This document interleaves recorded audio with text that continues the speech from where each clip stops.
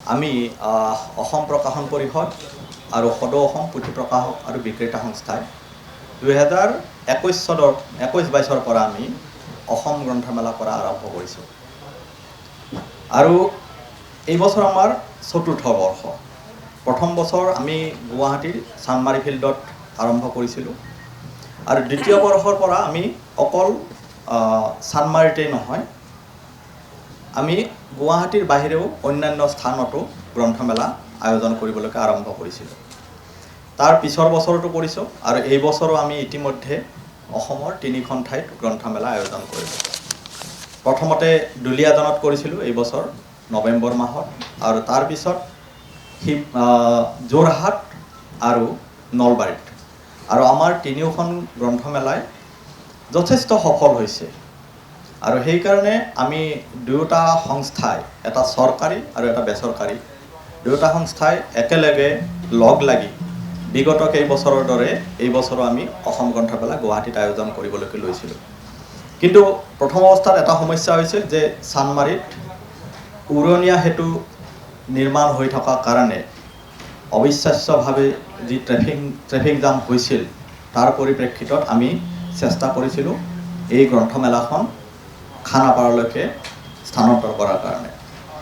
কিন্তু এটা নিৰাপত্তাজনিত অসুবিধা আছিল, কাৰণ খানাপাৰাৰ এই খেলপথাৰখন পশু চিকিৎসা মহাবিদ্যালয়ৰ খেলপথাৰখনত আমি জানো যে 26 জানুৱাৰীত গণৰাজ্য দিৱস পালন কৰা হয়, আৰু প্ৰশাসনৰ নিয়ম অনুযায়ী তাৰ এক মাহ আগৰ পৰাই কাকো গ্ৰন্থমেলা আয়োজন কৰিবলৈকে নিদিয়ে। কিন্তু আমি মাননীয় মুখ্যমন্ত্ৰী তথা শিক্ষামন্ত্ৰীক এই কথাটো অৱগত কৰালোঁ যে গ্ৰন্থমেলাখন কিমান প্ৰয়োজনীয়, আৰু মাননীয় মুখ্যমন্ত্ৰীৰ হস্তক্ষেপত অৱশেষত আমি অইন বছৰ যিদৰে 29 ডিচেম্বৰৰ পৰা কৰোঁ আয়োজন, এই বছৰ 2টা দিন আগুৱাই কাইলৈৰ পৰা অৰ্থাৎ 27 ডিচেম্বৰৰ পৰা এই গ্ৰন্থমেলাখন আয়োজন কৰাৰ সিদ্ধান্ত লোৱা হ'ল। আৰু এই 27 জানুৱাৰীৰ পৰা আৰম্ভ কৰিব লগা গ্ৰন্থমেলাখন, 27 ডিচেম্বৰৰ পৰা আৰম্ভ কৰিব লগা গ্ৰন্থমেলাখন 7 জানুৱাৰীলৈকে চলিব। আগৰ কেইবছৰৰ দৰে 12 দিনীয়াকৈ চলিব। আৰু যিহেতু এইবাৰ আমি খালী ঠাই যথেষ্ট পাইছোঁ, আমি ততাতৈয়াকৈ হ'লেও আয়োজন কিছু পৰিমাণে বিশালকৈ কৰিবলৈকে যত্ন কৰিছিলোঁ। কিন্তু আমাৰ হাতত সময় কম আছিল, কাৰণ ইতিমধ্যে এই খেলপথাৰখন অন্য আয়োজক গোষ্ঠীয়ে ব্যৱহাৰ কৰি আছিল। আৰু 17 তাৰিখৰ পৰা আৰু আজি এই 26 তাৰিখৰ ভিতৰত ইতিমধ্যে আপোনালোকে দেখা পাইছে যে নিৰ্মাণ কাৰ্য প্ৰায় সমাপ্ত হৈছে, আৰু গোটেইখিনি মিলি আমি কাইলৈ ভিতৰত এই গ্ৰন্থমেলাৰ আয়োজন সম্পূৰ্ণ হ'ব বুলি আশা কৰিছোঁ।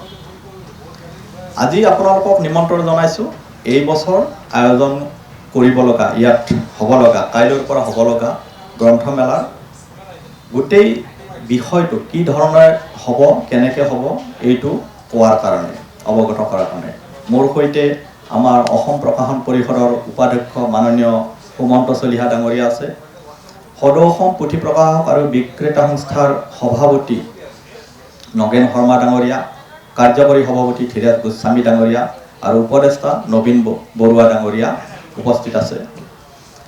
আপোনালোকৰ আগত আমি ক'বলৈ পাই ধন্য হৈছোঁ যে এই বছৰ আমি আগৰ বছৰতকৈ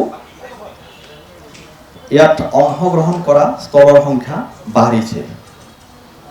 আৰু এই গোটেই গ্ৰন্থমেলাৰ বিষয়ে কোৱাৰ লগে লগে আজি আমি ইয়াতেই আমি অসম প্ৰকাশন পৰিষদে যি প্ৰতি বছৰে এটা প্ৰকাশন পৰিষদ সাহিত্য বঁটা দিয়া আৰম্ভ কৰিছিলোঁ, তাৰ ফলাফলো ঘোষণা কৰিম বুলি ভাবিছোঁ। আমি এই ফলাফলটো প্ৰথমতে কি ধৰণে কৰা হৈছে সেই বিষয়ে ক'ম, তাৰপিছত এই ফলাফলটো আমাৰ মাননীয় উপাধ্যক্ষ মহোদয়ে ঘোষণা কৰিব। আমি কাইলৈৰ পৰা যি এই অনুষ্ঠান আৰম্ভ হ'ব, কাইলৈ উদ্বোধনী অনুষ্ঠানৰ হ'ব 3 বজাত। মাননীয় শিক্ষামন্ত্ৰী মহোদয়ে উদ্বোধন কৰিব, ইয়াত সভাপতিত্ব কৰিব। এই অনুষ্ঠানত উপস্থিত থাকিব বিখ্যাত লেখক সাহিত্যিক সাংবাদিক হিন্দোল সেনগুপ্ত, অসমৰ এগৰাকী বিশিষ্ট সাহিত্যিক ডক্টৰ ধ্ৰুৱজ্যোতি বৰা আৰু the federation of publishers and book sellers association in ইণ্ডিয়াৰ সভাপতি শ্ৰীযুত সুৰীন্দৰ কুমাৰ ঘাই ডাঙৰীয়া।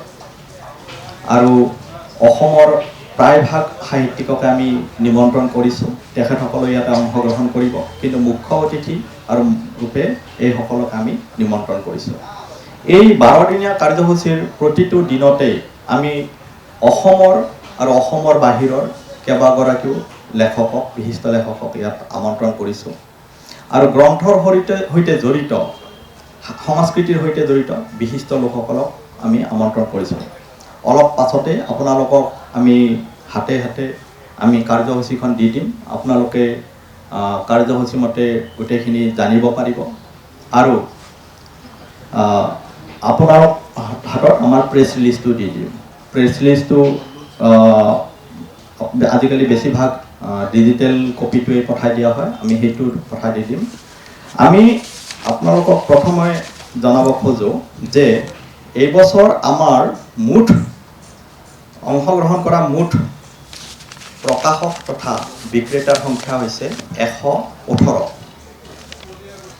118গৰাকীটা প্ৰকাশন প্ৰতিষ্ঠানে ইয়াতে অংশগ্ৰহণ কৰিছে আৰু ইয়াৰ ভিতৰত কলকাতাৰ 15টা, দিল্লী আৰু হাৰিয়ানাৰ 17টা, পঞ্জাৱৰ 2টা আৰু বাকীখিনি অসমৰ। এই আৰু ইয়াৰ হায়দৰাবাদৰ এটা আছে, হায়দৰাবাদৰ এটা। এই গোটেইখিনি মিলি হৈছে 118টা প্ৰতিষ্ঠান। ইয়াৰ বাহিৰেও কমাৰ্চিয়েল, আমি যিবিলাক কমাৰ্চিয়েল, কথাটো হৈছে এনেকুৱা যে শিক্ষামূলক প্ৰতিষ্ঠানে তেওঁলোকৰ শিক্ষাৰ বিষয়ক যি বাণিজ্যিকভাৱে প্ৰচাৰ কৰিব খোজে তেনেকুৱা প্ৰতিষ্ঠান কেইবাটাও অংশগ্ৰহণ কৰিব। মুঠ 19টা প্ৰতিষ্ঠান কমাৰ্চিয়েল আৰু মুঠ ষ্টলৰ সংখ্যা 350টা। গতিকে এই গোটেইখিনি হৈছে তথ্য, আপোনালোকক প্ৰেছ ৰিলিজত আমি গোটেইখিনি দি দিম। 350টা ষ্টল আৰু ইয়াৰে 118টা প্ৰকাশন প্ৰতিষ্ঠান আৰু বিক্ৰেতা। ইয়াৰ ভিতৰত কলকাতাত 15, দিল্লীৰ 16, হাৰিয়ানাৰ 1, হায়দৰাবাদৰ 1, পাঞ্জাৱৰ 2, বাকীখিনি অসমৰ। আপোনালোকে ষ্টলৰ কথাটো গম পালে। আমি এতিয়া আহোঁ যে আমাৰ অসমৰ বাহিৰৰ পৰা কোন কোন বিশিষ্ট অতিথিয়ে ইয়াতে অংশগ্ৰহণ কৰিব।